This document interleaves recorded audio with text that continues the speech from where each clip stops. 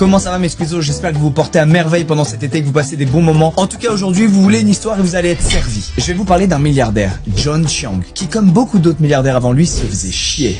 Beaucoup d'argent mais une solitude incroyable et un vide dans le cœur à combler. John Chiang il a voulu se lancer du jour au lendemain dans le cinéma. Alors il a pas voulu se lancer devant la caméra, il a pas souhaité devenir une star du cinéma en étant acteur ou quoi, non, il a voulu produire des films. Ou plutôt produire un film qui deviendrait une œuvre culte, qui battrait tous les records, qui serait même peut-être à la fin une référence dans le 7e art. Et... sauf qu'au lieu de ça, son projet c'est devenu ce truc où quand tu le vois, tu te dis putain mais comment autant de cerveaux, autant d'humains ont bossé là-dessus et ça pue la merde. Messieurs dames, laissez-moi vous présenter Empires of the Deep, le film qui devait être le Avatar chinois. Effet 3D, aventure épique, budget gigantesque, on parle de plus de 150 millions de dollars. Bref, ça vend du rêve là, j'ai envie de le voir. Eh bien non, parce que si on parle de ce film aujourd'hui, c'est pas parce qu'il est bien, c'est parce qu'il est tout simplement jamais sorti. Ce projet a été un tel bordel qu'il n'a jamais abouti et à la fin de cette vidéo, une chose est sûre, vous souhaiterez une seule chose, voir ce putain de film.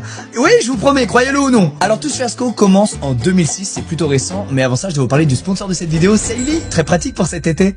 Ah, vous l'avez peut-être vu venir celui-là, normalement je décale un peu mieux. Saily, c'est le service eSIM à ne pas manquer quand vous voyagez. Pour ceux qui savent pas, une eSIM, c'est une carte SIM dématérialisée que vous pouvez facilement installer en quelques clics sur votre téléphone. Ça vous permet de rester connecté à internet peu importe le pays où vous voyagez et à un coût très avantageux. Saily fonctionne dans plus de 190 pays différents, donc il y a vraiment de quoi faire. Canada, Thaïlande, États-Unis, Philippines, Japon. Avec Saily, vous évitez aussi tous les soucis liés aux cartes SIM physiques, comme la queue à l'aéroport là pour choper une carte SIM locale, mais aussi les très vilains frais d'itinérance qui entraînent un hors forfait monumental. Et surtout, c'est super flexible parce que si vous utilisez toute votre enveloppe de giga, vous pouvez tout simplement la recharger via l'application. Alors comment se procurer cette merveille? C'est simple, c'est via l'application. Voilà, faut juste installer l'application avant votre départ sur iOS ou Android. Vous choisissez un plan correspondant à la zone géographique dans laquelle vous partez en vacances et à votre besoin en données. Et hop, en quelques clics, c'est terminé. D'ailleurs, pensez bien à l'activer avant votre départ, comme ça, dès que vous arrivez, vous êtes connecté. Si vous partez bientôt, vous pouvez télécharger l'application directement via mon lien en description ou avec le QR code qui s'affiche en ce moment même à l'écran. Et vous aurez 15% de réduction en utilisant le code Squeezie au moment de payer votre eSIM. Voilà, merci encore à Saily pour la sponsor et on retourne dès maintenant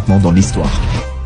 Alors je disais, ça commence en 2006 en Chine avec un certain John Chiang, donc le fameux milliardaire. Alors faut savoir que lui c'est pas du tout un gars du ciné, c'est un architecte qui est devenu milliardaire parce qu'il a eu l'idée de faire des bâtiments au style européen comme celui-ci, qui ont cartonné en Chine, tout le monde voulait son faux immeuble haussmannien. Sauf qu'en réalité l'immobilier, l'architecture, tout ça, Monsieur Chiang il s'en moque un peu. Puisque ce qui le passionne depuis toujours, c'est le cinéma. Alors le temps passe et le frérot nous sort une classique crise de la quarantaine. Mais, contrairement aux autres, lui il se met pas à vouloir enchaîner les conquêtes ou à changer brusquement de style vestimentaire. Il décide juste de vouloir faire un film. Et comme c'est un milliardaire, il veut pas facilement faire un film, il veut ni plus ni moins, je cite, conquérir Hollywood. Ok, mais...